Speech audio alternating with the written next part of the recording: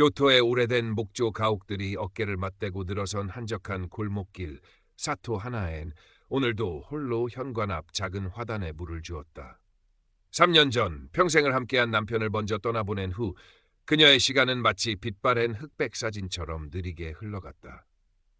72의 나이, 곱게 빗어올린 희끗한 머리와 단정한 블라우스 차림은 그녀의 지난 교사 시절을 떠올리게 했지만 잔주름 깊은 눈가에는 숨길 수 없는 외로움이 그늘져 있었다. 자식들은 모두 출가하여 각자의 삶을 꾸리느라 바빴고 가끔 걸려오는 안부 전화가 유일한 위안이었다. 하나의 씨, 오늘도 정갈하시네요. 이웃집 젊은 주부 미야자키 유키가 장바구니를 들고 지나가다 인사를 건넸다. 유키는 하나애를 친할머니처럼 따르며 살갑게 굴었다. 유키 씨, 장 보러 가나 봐요? 네, 저녁거리 사러 가요. 하나애 씨, 혹시 시간 괜찮으시면 이따 저희 집에 차 한잔하러 오세요. 새로 나온 맛있는 다과가 있거든요. 하나애는 희미하게 웃으며 고개를 끄덕였다. 유키의 다정함이 고마웠지만 그 온기마저도 남편의 빈자리를 채우기엔 역부족이었다. 며칠 후 유키는 하나에게 조심스럽게 말을 꺼냈다. 하나애 씨, 동네 복지관에서 어르신들 컴퓨터 교실을 연대요. 같이 한번 다녀보시는 거 어때요? 새로운 것도 배우고 친구도 사귀면 좋잖아요. 컴퓨터라니. 하나애는 평생 교단에 섰지만 그런 기계는 낯설고 두렵기까지 했다. 하지만 유키의 반짝이는 눈을 보니 차마 거절하기 어려웠다. 어쩌면 아주 작은 변화라도 이 지독한 정막을 깨뜨릴 수 있지 않을까 하는 신락 같은 기대감도 없지 않았다. 복지관 컴퓨터 교실은 생각보다 재미있었다. 서툰 손놀림으로 자판을 두드리고 마우스를 움직이는 것이 처음엔 어색했지만 하나애는 성실하게 수업을 따라갔다. 인터넷이라는 새로운 세상은 신기했고 그 안에는 무수히 많은 사람들의 이야기가 넘실거렸다. 어느 날 유키는 하나에게 시니어 온라인 커뮤니티 마음의 정원을 소개해 주었다. 비슷한 연배의 사람들이 익명으로 이야기를 나누고 취미를 공유하는 곳이었다. 하나에는 망설임 끝에 들국화라는 닉네임으로 가입했다. 커뮤니티 게시판에 소소한 일상이나 좋아하는 시 구절을 올리자 몇몇 사람들이 댓글을 달아주었다. 그 중에서도 켄타라는 아이디를 쓰는 남자가 유독 하나의 글에 정성스러운 댓글을 남기곤 했다. 그의 프로필 사진 속 남성은 40대 후반에서 50대 초반으로 보이는 안경을 쓴 지적이고 온화한 인상의 소유자였다. 하나에는 자신도 모르게 그의 댓글을 기다리게 되었다. 얼마 지나지 않아 켄타에게서 개인적인 쪽지가 왔다. 들국화님, 안녕하세요. 올려주시는 글들 항상 잘 읽고 있습니다. 특히 시에 대한 조예가 깊으신 것 같아 감탄했습니다. 괜찮으시다면 좀 더 깊은 이야기를 나눠도 될까요? 하나의 뺨이 살짝 붉어졌다. 얼마 만에 느껴보는 설렘인지 그녀는 떨리는 손으로 답장을 보냈다. 켄타님, 안녕하세요. 좋게 봐주셔서 감사합니다. 저야말로 켄타님의 따뜻한 댓글에 항상 힘을 얻습니다. 이야기 나눌 수 있다면 기쁠 거예요. 그날부터 하나애와 켄타는 매일같이 쪽지를 주고받았다. 켄타는 자신을 아프리카에서 의료 봉사를 하고 있는 일본계 미국인 의사라고 소개했다. 그는 하나애의 과거 교사 시절 경험에 대해 존경심을 표했고 그녀가 좋아하는 작가나 음악에 대해서도 해박한 지식을 뽐냈다. 무엇보다 그는 남편을 잃은 하나애의 슬픔에 깊이 공감하며 따뜻한 위로의 말을 건넸다.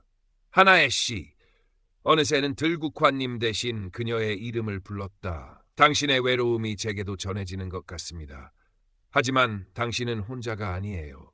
비록 멀리 있지만 제가 항상 당신 곁을 지키고 있다는 것을 잊지 마세요.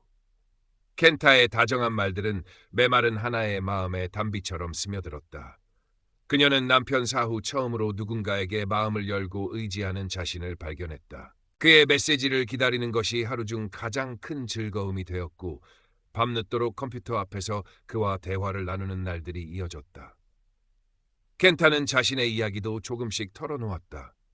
열악한 아프리카의 의료 환경, 봉사활동의 어려움, 그리고 가장 가슴 아픈 이야기인 8살 난 딸 사라에 대한 것이었다. 사라는 희귀병을 앓고 있는데 현지에서는 제대로 된 치료를 받기 어려워 애를 태우고 있다고 했다. 그는 사라의 사진이라며 귀엽게 생긴 여자아이의 사진을 보내주기도 했다.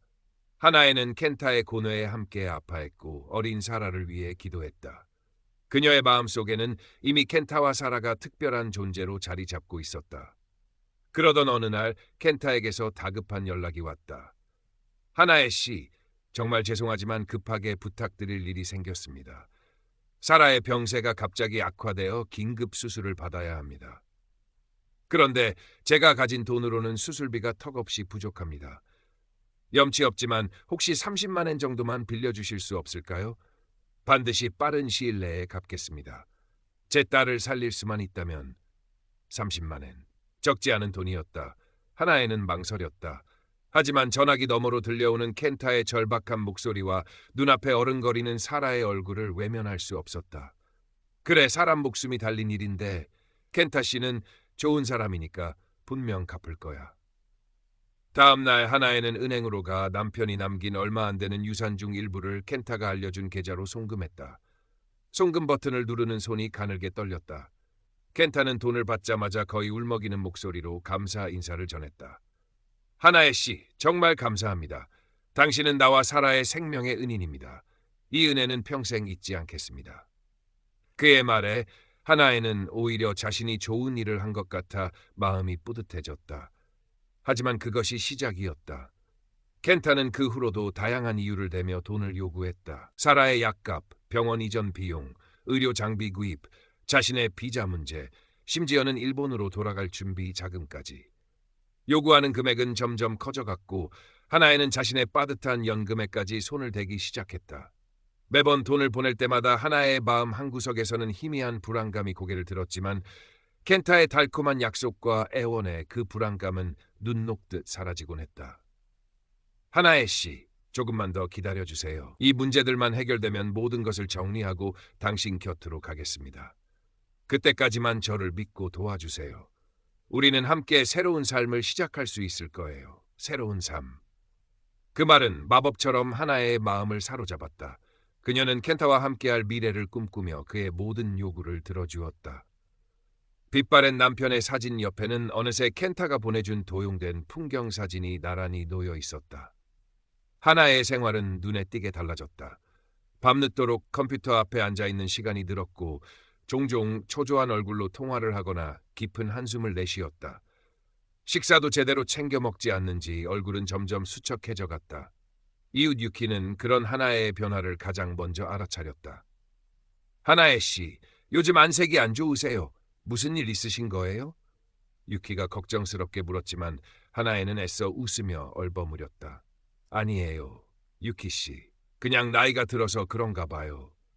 하지만 유키는 하나애가 무언가를 숨기고 있다는 것을 직감했다. 특히 켄타라는 이름이 하나의 입에서 몇 번 흘러나왔을 때 유키는 인터넷에서 읽었던 로맨스 스캠 기사들을 떠올리며 불안감을 느꼈다. 하나애 씨, 혹시 인터넷에서 만난 분이랑 연락하시는 거예요? 유키의 조심스러운 질문에 하나애는 순간 당황한 듯했지만 이내 얼굴을 붉히며 말했다. 네, 아주 좋은 분이에요. 곧 만나기로 했답니다. 그녀의 목소리에는 설렘과 함께 어딘지 모를 불안감이 섞여 있었다. 유키는 더 이상 묻지 않았지만 걱정스러운 마음을 떨칠 수 없었다. 시간이 흘러 교토에도 붉은 단풍이 지고 차가운 바람이 불기 시작했다. 멀리 살던 딸 아키코가 오랜만에 어머니를 찾아왔다. 아키코는 어머니의 수척해진 모습과 어딘가 불안정해 보이는 태도에 마음이 쓰였다. 어머니, 요즘 통장 잔고가 왜 이렇게 많이 줄었어요? 혹시 무슨 일 있으세요? 생활비를 드리고자 확인한 어머니의 통장 내역은 심상치 않았다. 큰 금액들이 정체불명의 계좌로 여러 차례 이체된 흔적이 있었다. 하나에는 딸의 추궁에 당황하며 말을 더듬었다. 그건 아는 사람이 좀 어려워서 빌려준 거란다. 아는 사람이요? 누구신데요? 어머니가 이렇게 큰 돈을 빌려줄 만한 사람이 있었어요? 아키코의 집요한 질문에 하나에는 결국 켄타의 존재를 털어놓을 수밖에 없었다. 아프리카에서 의료봉사를 하는 의사, 아픈 딸, 그리고 곧 일본으로 돌아와 함께 살 거라는 약속까지. 이야기를 듣는 내내 아키코의 얼굴은 굳어갔다. 그녀는 직감적으로 이것이 전형적인 인터넷 사기임을 알아차렸다. 어머니, 그 사람 사기꾼이에요. 당장 연락 끊으세요. 무슨 말을 그렇게 하니? 켄타 씨는 그런 사람 아니야. 나를 얼마나 이해해주고 아껴주는데. 하나에는 딸의 말을 믿으려 하지 않았다. 오히려 자신을 이해해주지 못하는 딸에게 서운함을 느끼며 격렬하게 반발했다. 너희는 내 외로움을 몰라. 켄타 씨만이 나를 진정으로 이해해주는 사람이라고. 눈물을 글썽이며 절규하는 어머니의 모습에 아키코는 가슴이 미어졌지만 동시에 답답함과 분노가 치밀었다. 그날 모녀는 크게 다투었고 아키코는 무거운 마음으로 집을 나섰다. 하나에는 딸과의 다툼으로 더욱 깊은 고립감에 빠졌고 오직 켄타만이 자신의 유일한 편이라고 생각하며 그에게 더욱 의존하게 되었다. 유키와의 관계도 소원해졌다. 유키가 걱정스러운 마음에 몇 번인가 켄타에 대해 물었지만 하나에는 차갑게 대답하거나 아예 대화를 피했다. 켄타의 금전 요구는 끝이 없었다. 이제 그는 마지막으로 큰 금액이 필요하다고 했다. 아프리카에서의 병원 사업을 정리하고 일본으로 완전히 귀국하기 위한 자금 혹은 사라를 데리고 미국으로 건너가 최신 치료를 받기 위한 비용이라는 명목이었다. 하나에 씨, 이번이 정말 마지막입니다. 이 돈만 해결되면 저는 모든 것을 정리하고 당신의 곁으로 갈 수 있어요. 우리의 아름다운 미래를 위해 조금만 더 힘을 내주세요. 하나에는 이미 바닥을 드러낸 통장을 보며 절망했지만 켄타의 달콤한 속삭임은 그녀에게서 마지막 남은 이성의 끝마저 놓아버리게 만들었다. 그녀는 남편과 평생을 함께 살았던 이제는 유일한 안식처인 이 집을 담보로 대출을 받을 생각까지 하게 되었다. 이 사실을 어렴풋이 눈치챈 유키는 더 이상 두고 볼 수 없다고 판단했다. 그녀는 밤새 인터넷을 뒤져 켄타가 하나에게 보냈던 사진들을 검색했다. 그리고 마침내 충격적인 사실을 발견했다. 켄타가 자신의 사진이라며 보냈던 온화한 인상의 중년 남성 사진은 사실 수년 전부터 여러 로맨스 스캠에 도용되어 온 이미지였던 것이다. 사진 속 인물은 일본계 미국인 의사가 아니라 전혀 다른 나라의 평범한 회사원이라는 기사까지 찾아냈다. 유키는 떨리는 손으로 아키코에게 전화를 걸어 모든 사실을 알렸다. 다음 날 유키와 아키코는 굳은 표정으로 하나의 집을 찾았다. 어머니, 제발 정신 차리세요. 이 사람, 어머니가 알던 그 사람이 아니에요. 아키코는 울먹이며 유키가 찾아낸 증거들을 하나의 앞에 내밀었다. 켄타의 사진과 똑같은 얼굴이 다른 이름으로 다른 국적으로 여러 사기 사건에 연루되어 있다는 기사들. 심지어 켄타가 사라의 병원 서류라며 보냈던 문서조차 조악하게 조작된 가짜임이 드러났다. 하나에는 처음에는 격렬하게 부정했다. 아니야, 이건 다 거짓말이야. 켄타 씨는 그럴 리 없어. 너희가 뭘 안다고. 그녀의 목소리는 절규에 가까웠다. 하지만 눈앞에 펼쳐진 명백한 증거들은 그녀의 마지막 믿음마저 산산조각 내고 있었다. 유키는 흐느끼는 하나의 손을 잡고 말했다. 하나의 씨, 저희도 믿고 싶지 않았어요. 하지만 이건 사실이에요. 하나에는 떨리는 손으로 켄타에게 마지막 전화를 걸었다. 신호음이 몇 번 울린 후 익숙한 그의 목소리가 들려왔다. 하나의 씨? 무슨 일이에요? 여전히 다정하고 부드러운 목소리. 하지만 이제 그 목소리는 섬뜩하게만 느껴졌다. 켄타 씨, 당신 정말 누구예요?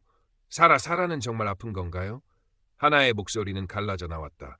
순간 전화기 저편에서 짧은 침묵이 흘렀다. 그리고 이어진 켄타의 목소리는 이전과는 미묘하게 달랐다. 당황한 기색이 역력했다. 하나의 씨, 무슨 말씀이세요? 갑자기. 그는 어설픈 변명을 늘어놓으려 했지만 하나에는 더 이상 듣고 싶지 않았다. 그녀의 눈에서 뜨거운 눈물이 뺨을 타고 흘러내렸다. 다 거짓이었군요. 그 말이 끝나기가 무섭게 켄타는 일방적으로 전화를 끊어버렸다. 다시 전화를 걸었지만 이미 그의 번호는 없는 번호로 나왔다. 인터넷 커뮤니티에 그의 아이디도 그와 주고받았던 메시지들도 모두 연기처럼 사라져 있었다. 모든 것이 거짓이었다. 그 다정했던 말들도 애틋했던 사연도 함께 꿈꿨던 미래도 모두 한낱 신기루에 불과했다.